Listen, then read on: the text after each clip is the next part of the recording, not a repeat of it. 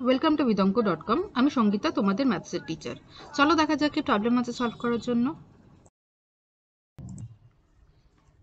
একটি মৎস্যজীবী সমবায় সমিতি উন্নত প্রথায় মাছ চাষ করার জন্য এরূপ একটি পরিকল্পনা গ্রহণ করেছে যে কোনো বছরে মাছের উৎপাদন পূর্ববর্তী বছরের তুলনায় 10% বৃদ্ধি করবে। বর্তমান বছরে যদি ওই সমবায় সমিতি 400 কুইন্টাল মাছ উৎপাদন করে, তবে 3 বছর পরে সমবায় সমিতির মাছের উৎপাদন কত হবে তা হিসাব করে লিখি।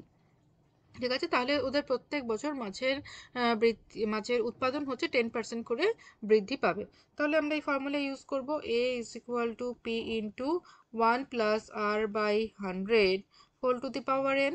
ঠিক আছে, যেখানে p হচ্ছে বর্তমান উৎপাদন, ঠিক আছে, বর্তমান উৎপাদন, আর a হচ্ছে 3 বছর পরের উৎপাদন, 3 বছর পরের উৎপাদন, আর আর হচ্ছে উৎপাদনের বৃদ্ধির হার, আর এন হচ্ছে সময়। ঠিক আছে, আচ্ছা, বর্তমান উৎপাদন বলছে 400 কুইন্টাল।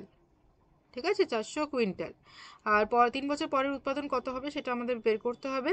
বৃদ্ধির হার, প্রত্যেক বছর বৃদ্ধির হার হচ্ছে 10%, আর সময় বলছে 3 বছর। 3 বছর পরে কতখানি উৎপাদন বেড়ে কতখানি উৎপাদন হবে সেটা আমাদের নির্ণয় করতে হবে।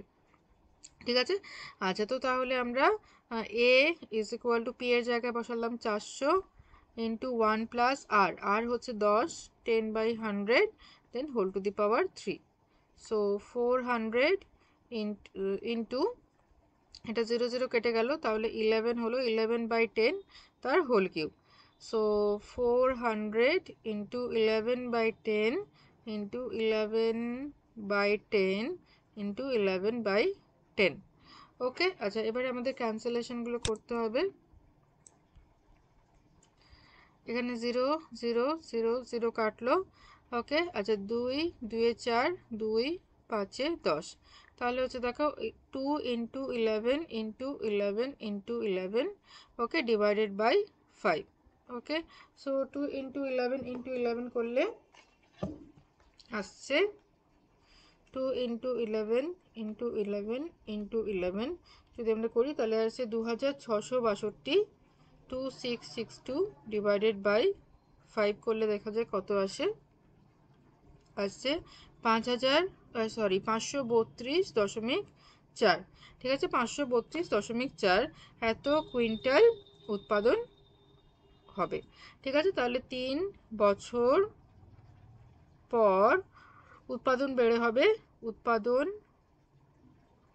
হবে 532.4 কুইন্টাল।